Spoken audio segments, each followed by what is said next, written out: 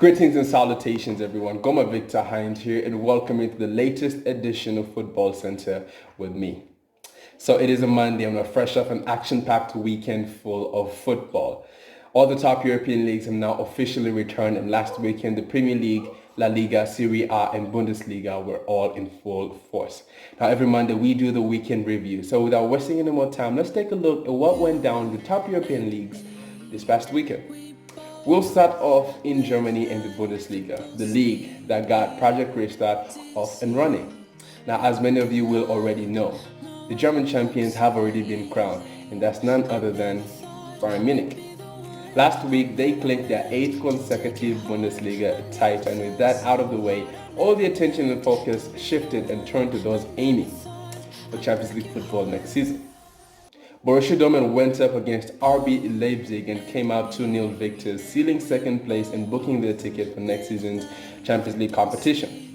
Now RB Leipzig are in third place on 63 points, Borussia Mönchengladbach coming in fourth on 62 points, while Bayer Leverkusen make up fifth on 60 points. Only 3 points separate these three clubs heading into the final match day of the Bundesliga season. Now as that may be, RB Leipzig may have already sealed qualification for next season's Champions League.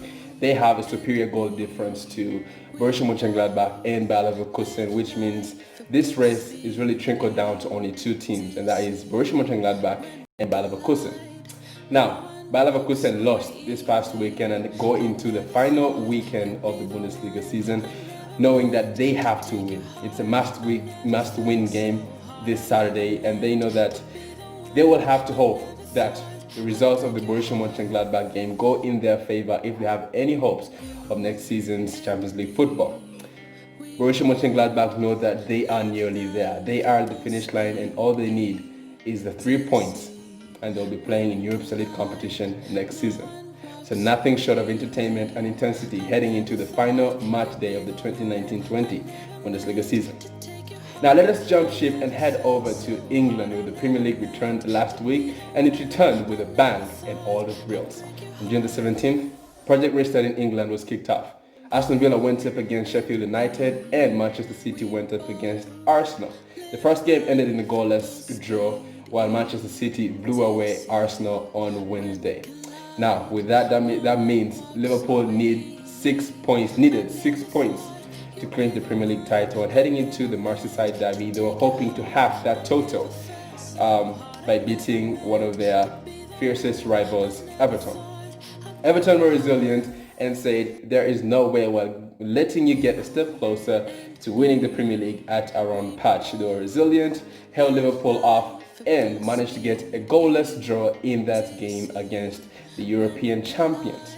Now, Liverpool, perhaps in case Manchester City lose against Burnley today, have a very good chance of clinching the Premier League trophy this week. It will be interesting to see what sort of events unfold as Liverpool march on towards their first Premier League title in 30 years. Now, just like in the Bundesliga, it is tooth and nail. There is a fight and battle going on for Champions League place or for Champions League places next season. Chelsea, Manchester United, Wolves, Tottenham Hotspur, and Sheffield United are all entangled in the battle for qualification for Champions League next season.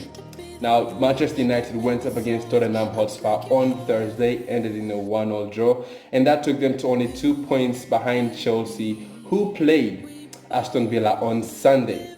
They won their game by 2-1, and that took them 5 points clear of Manchester United and Wolves. Wolves won their game and drew level on points with Manchester United. Sheffield United lost over the weekend to Newcastle United, which means they are still 2 points or 1 point behind Manchester United and Wolves. Arsenal, after that embarrassing defeat to Manchester City, were hoping to bounce back against Brighton. They took the lead in that game. However, Brighton came back and won the game by 2-1, doing the double over Arsenal this season.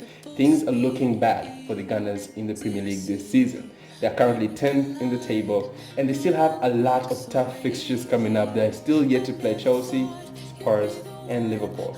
And if things don't turn around fast, Arsenal will find themselves in the bottom half of the table by the end of the season. Now let's turn our attention to La Liga and Spain, where it is a battle between, Real Madrid and Barcelona, the La Liga title. FC Barcelona had won their first 2 games ever since La Liga restarted, but failed to win against Sevilla, which opened the door for Real Madrid to gain ground on them.